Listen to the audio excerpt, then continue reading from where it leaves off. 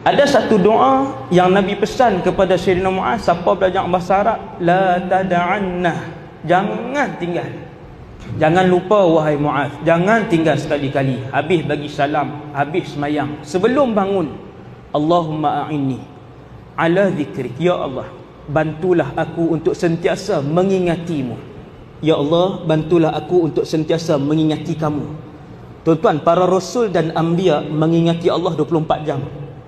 Qiyaman wa qu'udan, istiqadhan wa nauman. Berdiri dan duduk, tidur dan jaga 24 jam. Sebab tu Nabi bila dia tidur, dia bangkit, dia tak ambil sembahyang. Tanamu ainai wala tanamu qalbi, Nabi kata, mataku tidur wahai Aisyah, hatiku sentiasa berzikir. Berapa jam? 24 jam. Maka dengan sebab tu Nabi suruh minta, ya Allah bantulah diri ini untuk sentiasa mengingatimu.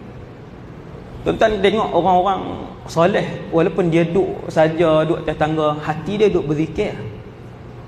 Hati dia berzikir. Dia naik kereta, hati dia berzikir. Dia makan, hati dia berzikir. Dia kan duduk saja. Mustahil dia takkan duduk saja. Maka dengan sebab tu Nabi ajak berdoa kepada Allah. Kerana antara jalan yang paling luas untuk kamu mengenal Tuhan kamu dan berada rapat dengan Tuhanmu, nescaya kamu mendapat rahmat Tuhanmu dan kamu akan dibuka banyak rahsia Tuhanmu melalui jalan zikir. Sebab tu waktu Nabi Yunus berada dalam perut ikan, cerita ni dalam Quran, tak payah tanya pula. Tuan-tuan, Nabi Yunus dibuang sebab muatan lebih. Kemudian ikan yang besar, bukan ikan jerung lah, kalau ikan jerung dia telan belah dua. Ikan yang besar telan, ikan paus lah kita kata, senang, ikan paus. Kemudian ikan itu masuk ke dasar laut. Ikut akalnya mati. Ikut akalnya dalam masa, kita kata kalau tak makan lah, no? dalam masa beberapa hari akan mati Nabi Yunus. Bila ikan tu berenang masuk ke dalam laut, satu ibadat yang tidak ditinggalkan oleh Nabi Yunus ialah zikir. La ilaha illa anta subhanaka inni kuntu minadh zalimin. Zikir ini tuan-tuan, ibadat kita, bahkan bacaan Quran kita, zikir kita, solat kita, doa kita dibawa naik ke atas. Ada zikir dia naik sampai langit pertama, tu dia hilang, tak naik. Wal'iyadzubillah. Sebab tu Nabi selalu ajak, ya Allah terimalah amal ibadat kami. Jadi zikir para Nabi naik ke atas melalui langit 1, 2, 3, 4, 5, 6, 7 dan dikenali oleh seluruh penduduk langit. Sebab itu ramai orang jasadnya berjalan di atas muka bumi, tetapi namanya disebut oleh seluruh penduduk 7 petala langit. Semua kenal. Semua dah kenal.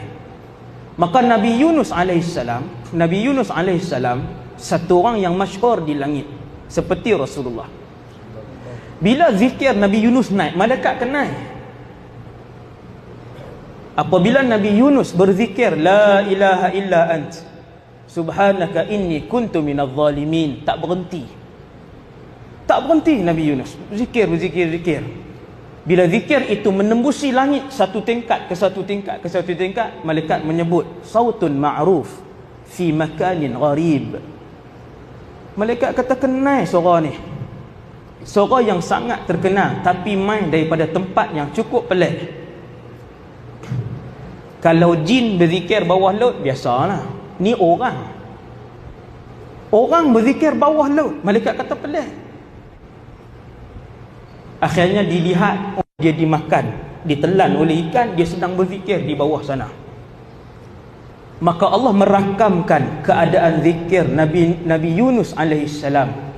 Tuhan kata dalam Quran, kalau Nabi Yunus ini tidak membanyakkan zikirnya, nescaya kami tidak menyelamatkannya. Dia akan mati di dalam perut ikan tadi. Akan tetapi disebabkan Yunus alaihissalam adalah orang yang membanyakkan zikir seperti para rasul lain, dan dengan zikir itu kami menyelamatkan Yunus alaihissalam. Zikir tuan-tuan. Dengan sebab tu dalam Quran ayat lain banyak. Allah sebut wa yadhkurunallaha qiyaman wa qu'udan. Dan mereka ahlullah ni berzikir kepada Allah qiyaman wa qu'udan wa ala junubihim. Diri, duduk, berbaring 24 jam berzikir. Wasabbihuhu bukratan wa asila.